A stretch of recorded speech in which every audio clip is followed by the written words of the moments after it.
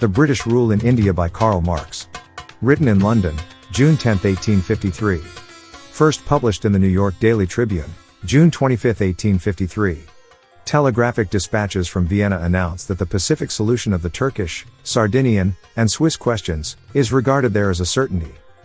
Last night the debate on India was continued in the House of Commons, in the usual dull manner. Mr. Blackett charged the statements of Sir Charles Wood and Sir J. Hogg with bearing the stamp of optimist falsehood. A lot of ministerial and directorial advocates rebuked the charge as well as they could, and the inevitable Mr. Hume summed up by calling on ministers to withdraw their bill. Debate adjourned. Hindustan is an Italy of Asiatic dimensions, the Himalayas for the Alps, the plains of Bengal for the plains of Lombardy, the Deccan for the Apennines, and the Isle of Ceylon for the island of Sicily. The same rich variety in the products of the soil, and the same dismemberment in the political configuration. Just as Italy has, from time to time, been compressed by the conqueror's sword into different national masses, so do we find Hindustan, when not under the pressure of the Mohammedan, or the Mughal, or the Briton, dissolved into as many independent and conflicting states as it numbered towns, or even villages. Yet, in a social point of view, Hindustan is not the Italy, but the Ireland of the East.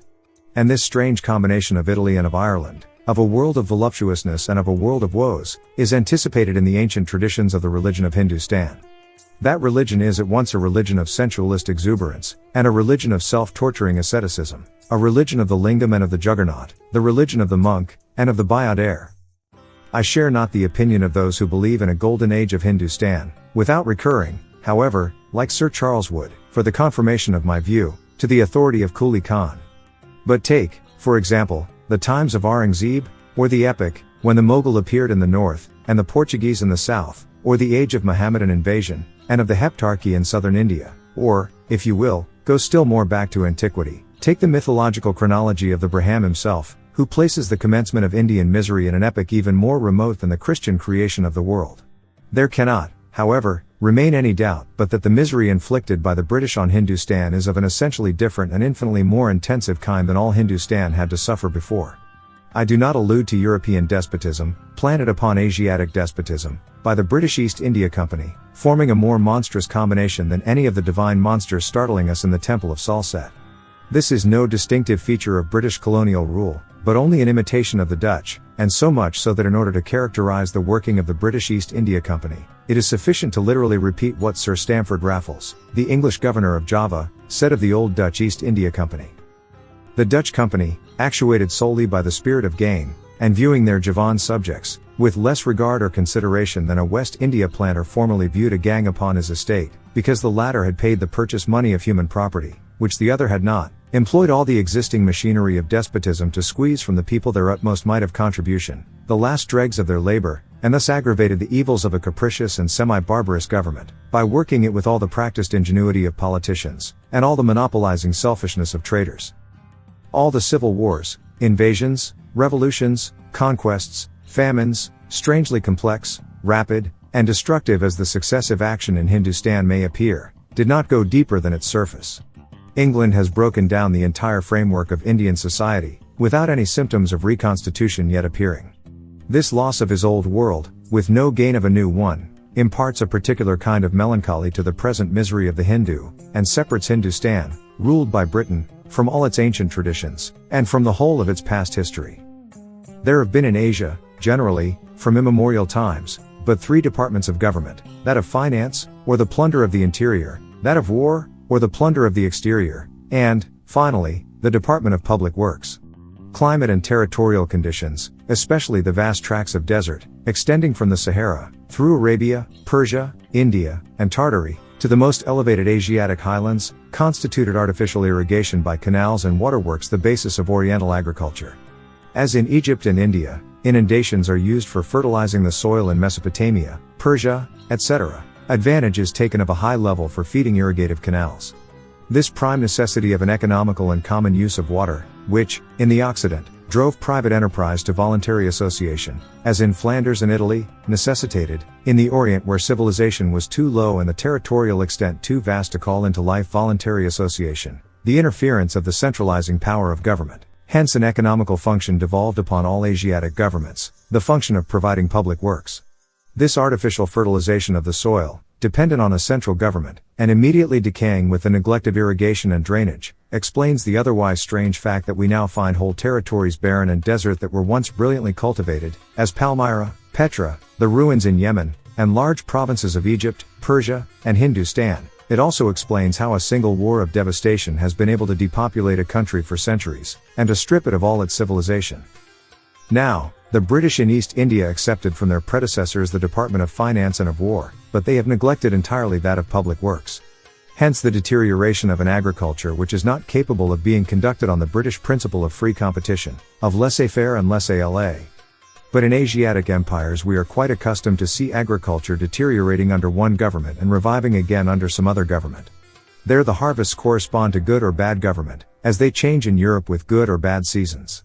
Thus, the oppression and neglect of agriculture, bad as it is, could not be looked upon as the final blow dealt to Indian society by the British intruder, had it not been attended by a circumstance of quite different importance, a novelty in the annals of the whole Asiatic world.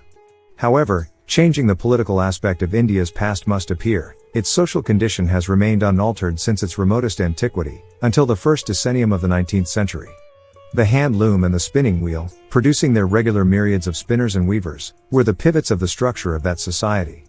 From immemorial times, Europe received the admirable textures of Indian labor, sending in return for them her precious metals, and furnishing thereby his material to the goldsmith, that indispensable member of Indian society, whose love of finery is so great that even the lowest class, those who go about nearly naked, have commonly a pair of golden earrings and a gold ornament of some kind hung round their necks. Rings on the fingers and toes have also been common. Women as well as children frequently wore massive bracelets and anklets of gold or silver, and statuettes of divinities in gold and silver were met with in the households. It was the British intruder who broke up the Indian hand loom and destroyed the spinning wheel. England began with driving the Indian cottons from the European market. It then introduced twist into Hindustan, and in the end inundated the very mother country of cotton with cottons.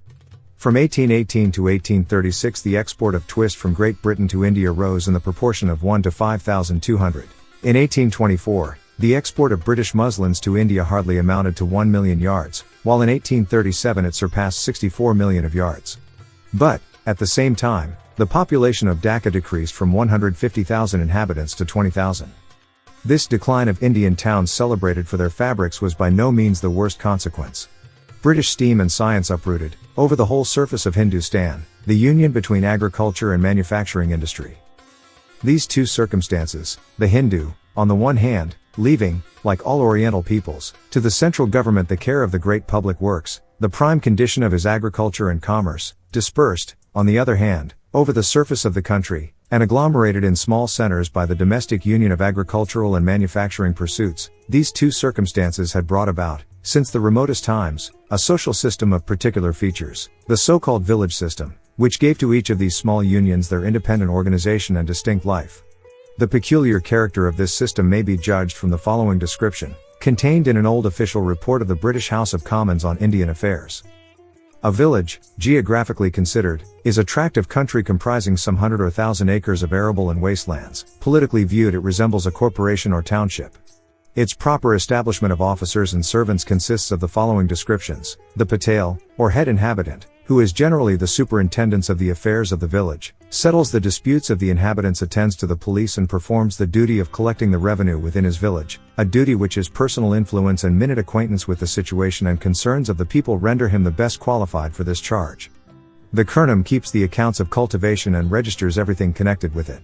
The tallier and the toady, the duty of the former of which consists in gaining information of crimes and offenses, and in escorting and protecting persons traveling from one village to another, the province of the latter appearing to be more immediately confined to the village, consisting, among other duties, in guarding the crops and assisting in measuring them. The boundary man, who preserves the limits of the village, or gives evidence respecting them in cases of dispute. The superintendent of tanks and watercourses distributes the water for the purposes of agriculture. The Brahmin, who performs the village worship. The schoolmaster, who is seen teaching the children in a village to read and write in the sand. The calendar Brahmin, or astrologer, etc. These officers and servants generally constitute the establishment of a village, but in some parts of the country, it is of less extent, some of the duties and functions above described being united in the same person. In others it exceeds the above-named number of individuals. Under this simple form of municipal government, the inhabitants of the country have lived from time immemorial.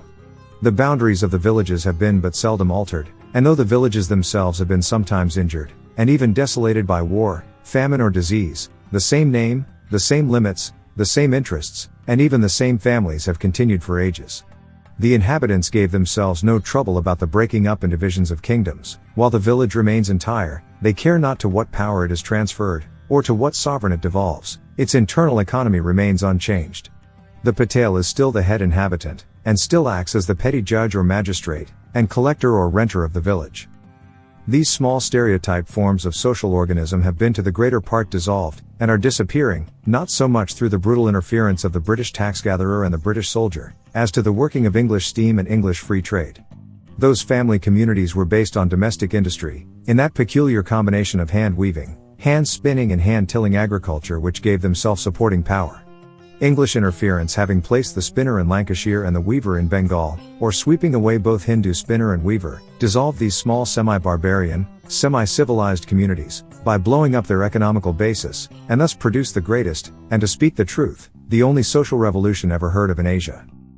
Now, sickening as it must be to human feeling to witness those myriads of industrious patriarchal and inoffensive social organizations disorganized and dissolved into their units, thrown into a sea of woes, and their individual members losing at the same time their ancient form of civilization, and their hereditary means of subsistence, we must not forget that these idyllic village communities, inoffensive though they may appear, had always been the solid foundation of Oriental despotism, that they restrained the human mind within the smallest possible compass, making it the unresisting tool of superstition, enslaving it beneath traditional rules, depriving it of all grandeur and historical energies. We must not forget the barbarian egotism which, concentrating on some miserable patch of land, had quietly witnessed the ruin of empires, the perpetration of unspeakable cruelties, the massacre of the population of large towns, with no other consideration bestowed upon them than on natural events, itself the helpless prey of any aggressor who deigned to notice it at all. We must not forget that this undignified, stagnatory, and vegetative life, that this passive sort of existence evoked on the other part, in contradistinction, wild, aimless, unbounded forces of destruction and rendered murder itself a religious rite in Hindustan. We must not forget that these little communities were contaminated by distinctions of caste and by slavery, that they subjugated man to external circumstances instead of elevating man the sovereign of circumstances, that they transformed a self-developing social state into never-changing natural destiny, and thus brought about a brutalizing worship of nature, exhibiting its degradation in the fact that man, the sovereign of nature, fell down on his knees in adoration of Hanuman, the monkey, and Shabala, the cow. England, it is true, in causing a social revolution in Hindustan, was actuated only by the vilest interests, and was stupid in her manner of enforcing them. But that is not the question. The question is, can mankind fulfill its destiny without a fundamental revolution in the social state of Asia? If not, whatever may have been the crimes of England, she was the unconscious tool of history in bringing about that revolution. Then, whatever bitterness the spectacle of the crumbling of an ancient world may have for our personal feelings, we have the right, in point of history, to exclaim with Goethe, should this torture then torment us? Since it brings us greater pleasure? Were not through the rule of Timur souls devoured without measure? The end.